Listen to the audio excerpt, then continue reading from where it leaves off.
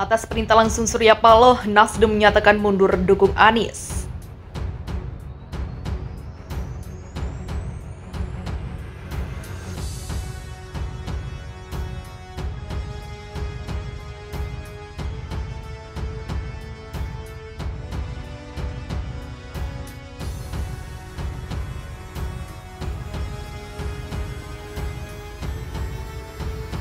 Beredar kabar bahwa Surya Paloh siap cabut capreskan Anies jika diperintahkan Jokowi.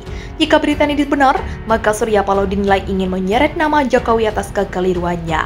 Sebenarnya sih sah-sah saja dan itu hak Surya mengangkat siapa saja yang ingin dijadikan capres andalannya. Akan tetapi soal pencapresan ini pun tak bisa dihindari dari rakyat. Apakah banyak rakyat yang mau memilihnya ataukah justru banyak yang sudah muak? Sampai saat ini Anies memang telah berusaha mencitrakan dirinya agar terlihat sebagai orang yang pernah berprestasi di DKI. Tapi fakta yang terjadi tidak bisa terus-menerus ditutupi. Sejarah Pilkada DKI 2017 tak bisa dilupakan begitu saja.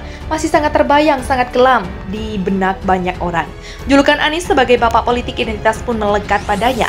Citra buruk yang didapat Anies awal kampanye Pilkada DKI 2017 hingga kini tak bisa dihapus begitu saja. Plus rekam jejak Anies yang telah diukirnya saat menjabat sebagai gubernur DKI juga semakin memperburuknya. Hari-hari Anies di DKI hanya sibuk pencitraan. Mungkin pikir Anies bahwa sejalan dengan waktu, maka masyarakat akan melupakan semua itu. Tapi nyatanya tidak sama sekali. Berbagai janji-janji kampanye yang pernah digembor-gemborkan itu pun tidak ada yang terrealisasi. Inilah yang menambah daftar buruk Anies di masyarakat. Memang ruang lingkup Anies menjadi gubernur itu di wilayah Jakarta saja, tapi efeknya bisa sentaro nasional, untungnya tidak sampai ke Turki. Tentu saja butuh kerja keras yang penuh kelicikan untuk merebut hati rakyat. Butuh usaha yang sangat super licik agar kesan negatif pada dirinya itu hilang di benak masyarakat. Rekam jejak buruk yang tercatat di ruang digital sulit di Bandung, banyaknya toko agama yang ingin digandeng Anies untuk memoles dirinya tetap tidak akan bisa. Jadi ketika Surya Paloh mencapreskan Anies, pastilah kewalahan. Dan efeknya elektabilitas partai Nasdem jeblok, Surya Paloh dan Nasdem pun dikuliti setipis demi setipis. Nasdem pun dinilai sebagai partai yang tidak punya kader yang berkualitas pemimpin sehingga hanya comot sana comot sini. Nasdem bisa dinilai partai yang tidak konsisten dalam memperjuangkan demokrasi. Dan boro-boro Nasdem pun akan dinilai partai yang tidak terlalu memikirkan rakyat.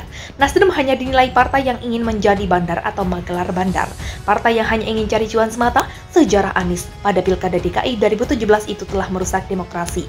Jualan ayat dan mayat begitu sadis dan brutal telah dimainkan Anies dan para pendukungnya. Seolah-olah mereka menikmati benar permainan kampanye intoleran yang sadis itu. Dan di masa Pilkada DKI 2017 inilah ada anak-anak kecil yang diajari bernyanyi, bunuh-bunuh Ahok. Sungguh sadis masa-masa Anies saat akan menjadi gubernur DKI. Dan ini tak mungkin bisa dilupakan begitu saja dan bagaimana nasib psikologis anak-anak itu dan jumlah anak-anak itu tidak sedikit. Jadi dengan begitu Nasdem yang begitu ambisius mendapatkan keuntungan besar dari pencapresan Anies ini telah sangat gerasa-gerusu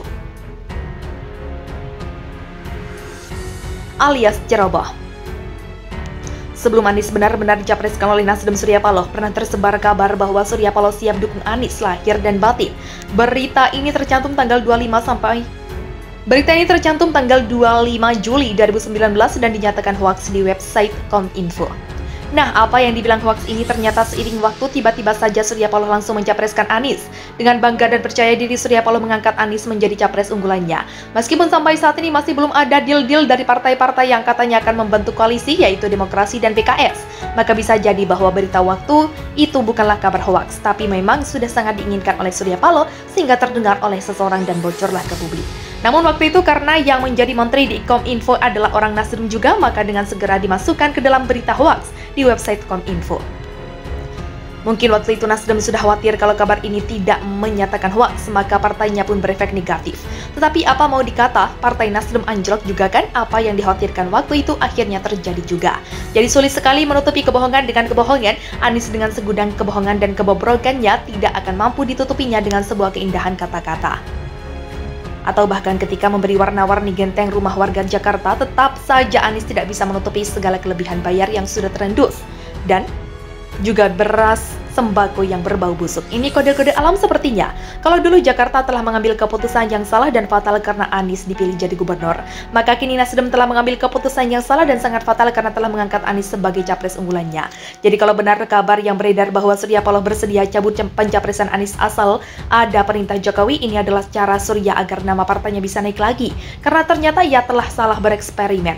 Padahal kita tahu bahwa Jokowi kan tidak memerintahkan Surya untuk mencapreskan Anies. Justru Jokowi sudah bilang berkali-kali, ojo ke susu, tapi tampaknya Surya Paloh meremehkan Jokowi. Nah, kalau Surya mau cabut pencapresan Anies, ya tidak usah menunggu perintah Jokowi. Cabut saja langsung, mudah kan? Tapi meskipun Surya cabut pencapresan Anies, Partai Nasdem sudah terlanjur jatuh. Ibarat orang yang sudah pernah jatuh di selokan comberan, tetap akan selalu diingat oleh orang-orang yang telah menyaksikannya. Ih, orang itu pernah jatuh di selokan, duh kasihan deh.